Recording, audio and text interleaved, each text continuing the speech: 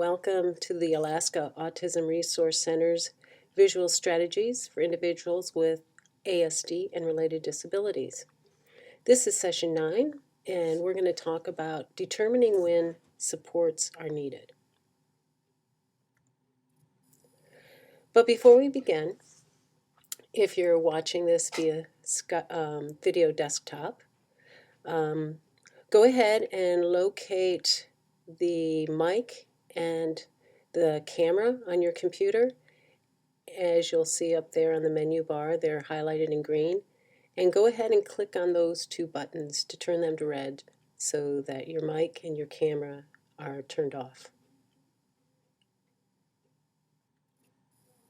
Also, to access the documents that are needed for this session, go to our website and follow the links to the Visual Strategies page, and you'll be able to download the PFD documents and the outline of the slideshow presentation.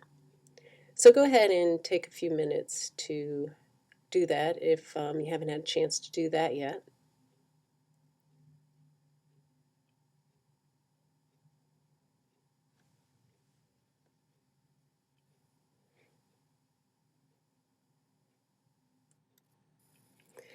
And tonight, you're also going to need the usual materials, the printer, cardstock, scissors, some tape or glue, a laminator contact paper, and paper and pencil. So you might want to gather those if you haven't had a chance to do that, and we'll give you a few minutes to get all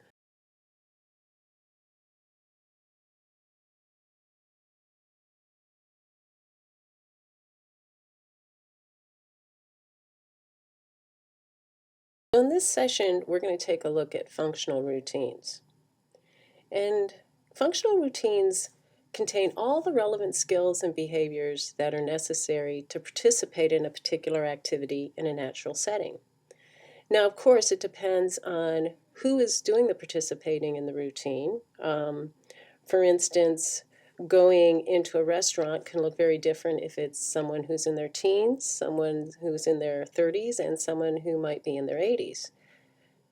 So in order to get the most out of understanding functional routines, we're going to take a look at a functional routine analysis. So the components of a functional routine analysis include the following. They're based on the way things are done in a particular setting and by a certain age group. They will help identify skills that are functional and relevant to a particular situation. They also provide an opportunity to identify instructional needs, and they make it possible for a person in the future to participate to have more opportunities to participate in homeschool and community events. Some of the skills that might be identified that may need to be taught to an individual who is going to learn a functional routine. So they include communication skills, social skills, the ability to problem solve within that context. If there is an understanding of the texts and visuals in the environment, if motor skills need to be taught, or if there's a need to teach play skills.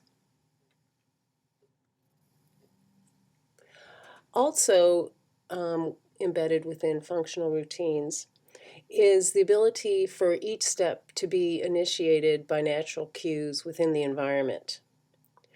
Also, there is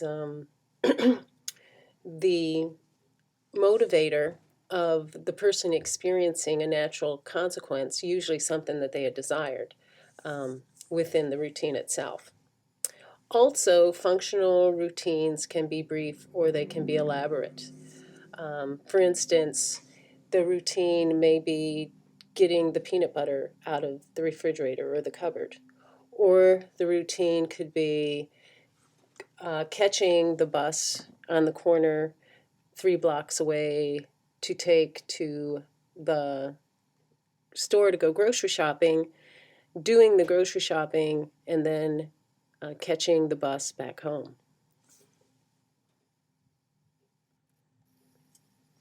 Some more components of functional routine analysis is that, first of all, you have to document the performance of a neurotypical person performing the routine. So the analysis is initially based upon what a person who is considered typically developing does in that situation.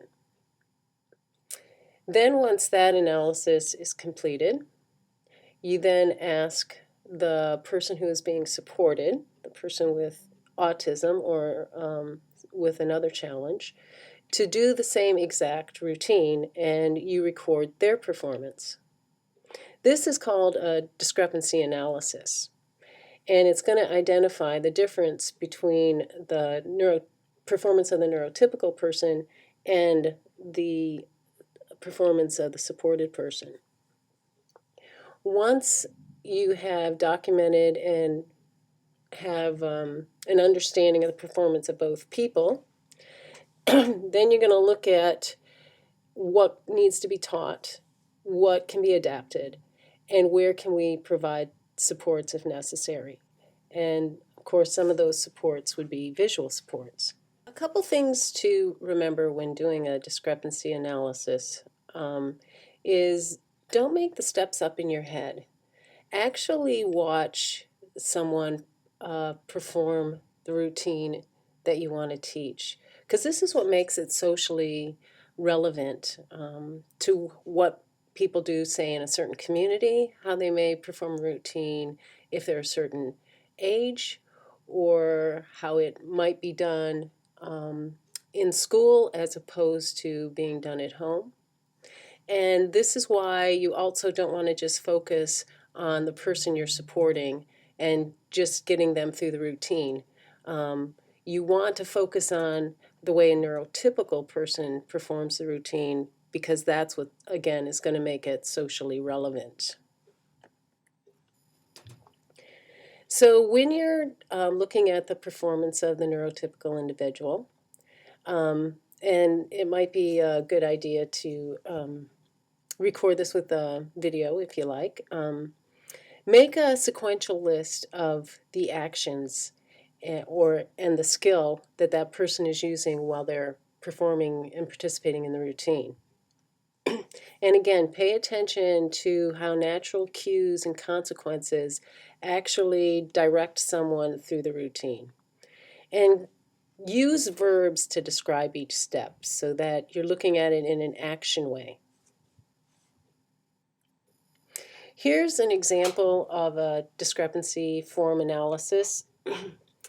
And we're going to go through this step by step in filling it out. So we took a look at the functional routine of going to the video store and renting a video. So first of all, taking a look at their neurotypical peer performance, they walk into the store. They walk over to the video selection area. They locate the wanted video, take the DVD to the checkout line. The person waits in line as expected. Then next, hands the DVD to the cashier. Next step, pays for the video. Following step is receives change, and then picks up the video from the counter, and then walks to the exit area and exits the store. So we have verbs here in all of this: walks, locates, takes, waits, hands, pays. So we're using a lot of verbs here to make sure that we understand exactly what action is needed. So next we're going to take a look at the performance of the person we're supporting. And we're going to ask them to just go into the same situation and to do the routine the way they do it. And then we're going to write down the steps of what steps that person used to complete the routine. And if the step is performed in an expected way, which means if it's done in a manner that is comparable to the neurotypical person's, then we're going to put a plus on the form. If the person performs the step in an unexpected manner, that greatly differs from the neurotypical individuals, then we're going to put a minus on the form. And if the step is incorrect, we're also going to write the person's exact action on the form. So we then write down the steps here on the discrepancy analysis form. So in this case, our supported person was able to walk into the store in an expected manner. However, when they got there, they wandered around the store and they looked over at me for prompting. So I want to put that down, that they needed some prompting at this step. When they located the video, they were able to point to the video, but kept asking, this one? Once the person had the video, they were able to take it to the checkout line in an expected manner and wait in line okay. When our supported person went to the cashier and handed over the DVD, he looked at me for a prompt, she looked at me for a prompt, but because I ignored her, the cashier gave her a natural cue of, can I help you? So this led her into the next step, and so that's why there is a plus there for this step. In paying for the video, she gave all the money to the cashier, which is unexpected. And when she received the change, though, and even though she started to walk away before receiving the change, again, a natural cue was provided by the cashier who said, wait a minute, here's your change. And then the last three steps were completed in an expected manner. So now that we have both the steps from the performance of the neurotypical peer and the person we're supporting, let's now focus here on the person we're supporting and take a look at where we can teach, adapt, or support this person. So here in step 2, wandering around the store, well, it's quite possible that we need to do some teaching here, that the person is not really familiar with where the video section is in the store. In pointing to the video and just asking, is it this one, while a way to support more independence here is to provide perhaps a cue card that the person can be carrying with them that is the actual picture of the DVD that they're trying to locate. And down here, we can use some supports for when paying to the cashier. It could again be a visual cue of holding money in their hand or a credit card, or possibly it could be a calculator that the person can do some quick math to decide if they need to give all their money or just part of their money to the cashier. So here is the discrepancy analysis form completely filled out, and so we've put in here on the what supports are needed column, we're going to teach where the video section is. We're going to provide a visual of the video, and then when paying for the video, where there will be a calculator to help support that step.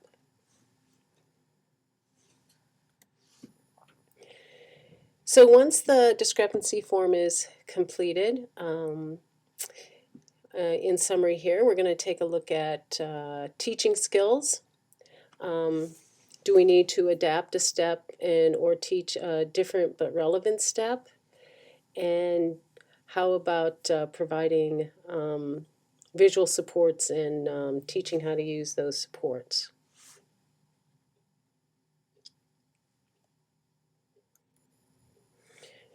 So some of the instructional needs to consider here in more detail include cognitive abilities. Does the person actually know what to do? And in our case with the video rental, we have realized that we have to actually teach this person where the video section is located in the store. Also, take a look at social or behavioral aspects. The person does know what to do, but for some reason didn't know how to do it. And take a look at physical aspects of the routine. The person may know what to do, but is physically unable to do it. And take a look at sensory aspects. Are there processing differences that are interfering with the person's ability to receive and respond to cues? So once the discrepancy analysis is completed, it may be that you're going to have to pull in a speech therapist or an occupational therapist to help teach some skills, to look at motor skills and see if there's some physical skills that could be specifically taught. Take a look at sensory processing abilities and looking at behavioral aspects to see if there's a correlation there. So the discrepancy analysis can lead to some very complete support for an individual. So also in the event that there's going to be an adaptation made, is the adaptation going to support accurate performance? That's a question that needs to be asked. And is it going to be effective? Is the adaptation, is it going to enhance dignity or status? For instance, if you're looking at an activity or routine that involves drinking, you wouldn't want to use a sippy cup with a 7-year-old because they're spilling, but you might want to look at straw use or take or having that person carry around their own water bottle in that case to make sure that it keeps the idea of their age and abilities or addressing that in a dignified manner.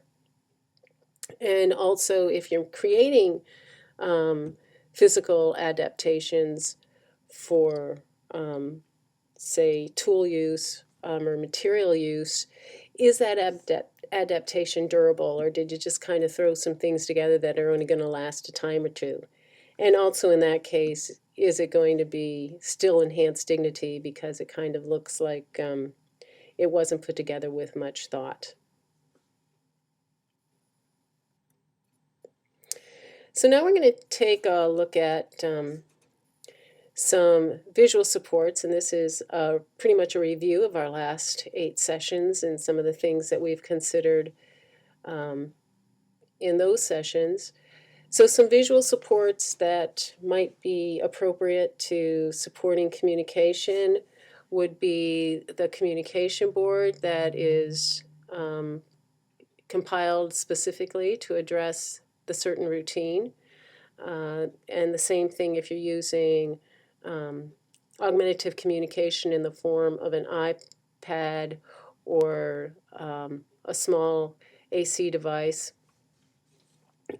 And creating the PECS book, making sure that the visual symbols are there to communicate within the specific situation. It may also be necessary to create a weight plan, and in one of our sessions we made a weight board. So the person can just mark off the check marks as they're waiting in line to pay. And here's the visual cue card that if they forget what item they're specifically after, you can actually provide them with the picture of the card that they can pull out of their pocket or purse and have to remind themselves what they're after. We've talked a bit about power cards in the past, and again, power cards use a person's special interest or a hero that describes a situation, and then the power card actually gives them the steps to do in order to complete what the situation is that they're using the power card for. So for instance, with our video rental thing, if the person just preferred that they did know what to do, they did know where the video section was, but they prefer to just wander around the store, then the power card could address, well, that Zorro is how he would respond in that situation. You'd set up the scenario to how Zorro would respond in the video store, and then the power card could be something like how it's important when you're out shopping that you get your business done, you get the items you need, and that you take it to the cashier and you wait in line. So you could then have the steps outlined to help someone. And it's would be appropriate to go over the power card before going into the store or before doing the participating in the routine. It is also worthwhile to take a video of the neurotypical person performing the routine, and flip cameras are just wonderful for this. And even the stars like Oprah Winfrey are totally into using flip videos. So the video of the performance of the neurotypical person could be watched right on the flip camera, or it could be downloaded to a computer. And that way it can be viewed over and over again for the person you're supporting to learn how to do the routine. And in that vein, it could also just be pictures that are sequenced to show the order of the routine. And this can be placed where the routine is going on, or it can be viewed prior to engaging in the routine. Here we have one of a young student washing their hands and learning the steps for personal hygiene. Here's a routine, a visual routine for renting the video, so that, again, this could be previewed with a person before going into the store to rent the video. So we have the actual steps taken right from the discrepancy model or discrepancy form. And so we're entering the store, walking to the video section. So these are all visual cues to remind the person of what step is next. Find the video you want. Wait to pay. Then step 5, pay the cashier. Take the video home. Take the video with you and leave the store. So the visual routines themselves can be used as a way to teach the person the expected steps within the functional routine. So once you understand what steps are required for the functional routine, well, then it's necessary for the people who are providing the support to have a plan. And the plan is usually for independence. So the staff wants to be able to support this person in a way that's going to enhance the individual's independence. And this is an idea for a sample plan. Step one would be that the staff is going to wait for the person to self-initiate.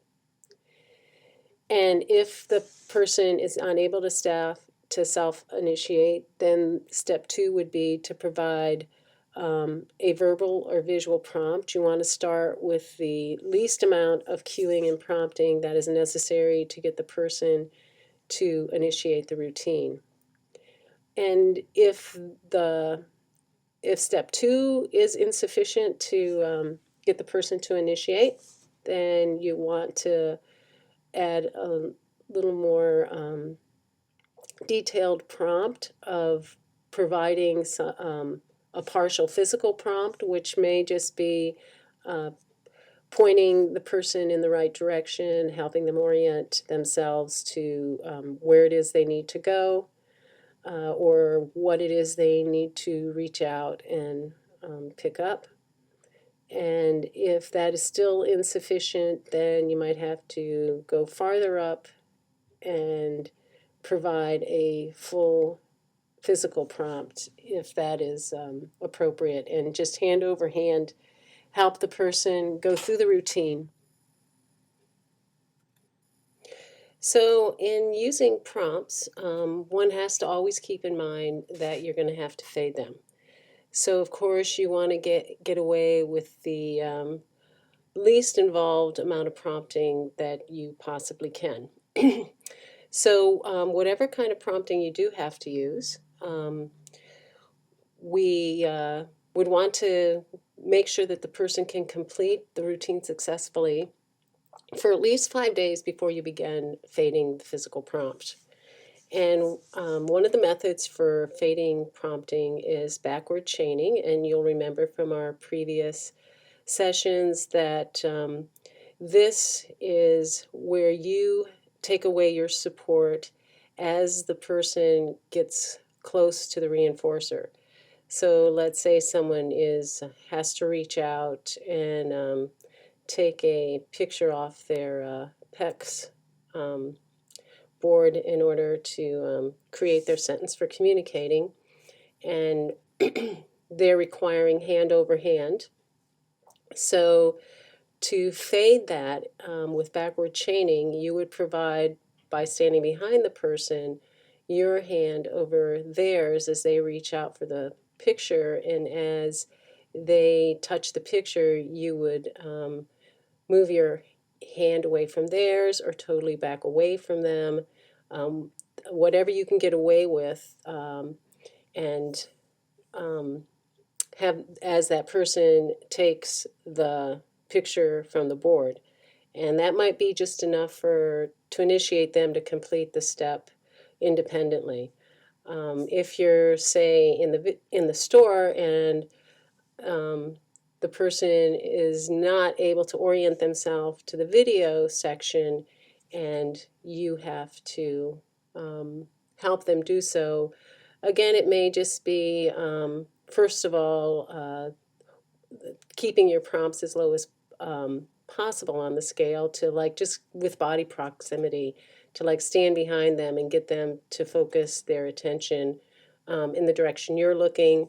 If you have to go to a more physical prompt, to get behind the person and maybe just kind of with lightly touching their shoulders, just orient them over to in the direction of where they have to go. So the ultimate goal is to successfully complete the routine without any full or partial physical prompts.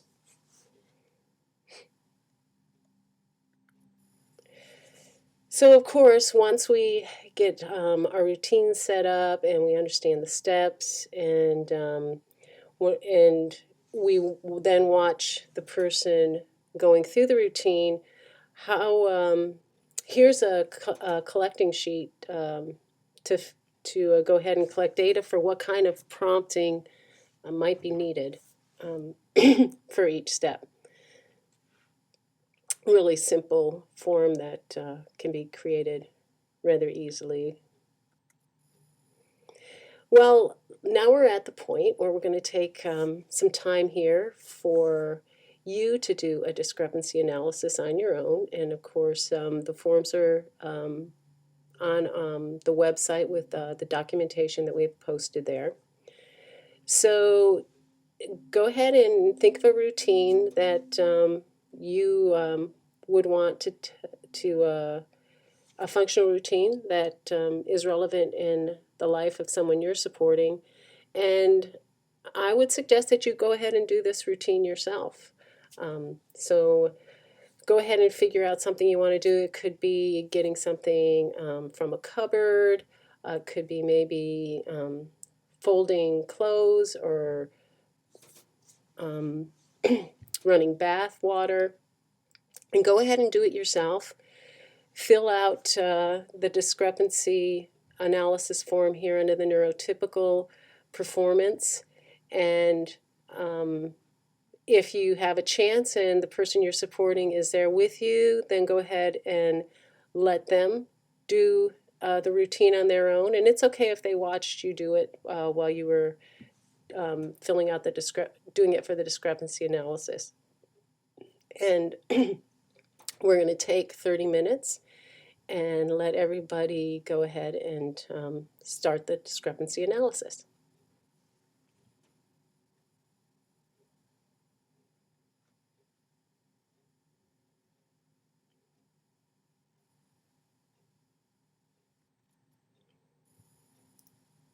Okay, so you've had a chance to do a quick functional routine and get those steps written down. And maybe you've had the chance, or if not, but just a reminder, then the next steps would be to look at what kind of instruction might be needed and what kind of supports might be needed.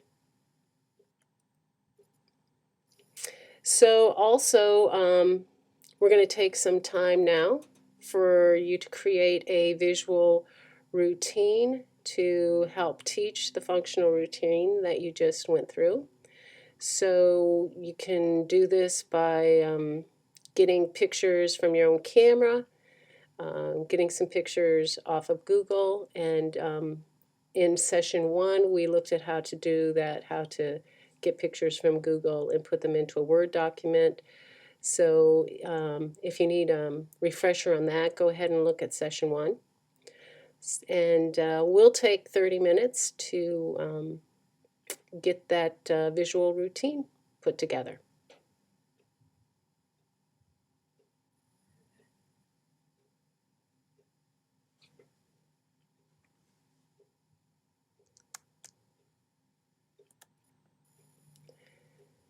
And again, just as a reminder, now that you've got your physical or the visual routine put together for the activity that you chose, here's another look at the data sheet to figure out what kind of prompting might be needed.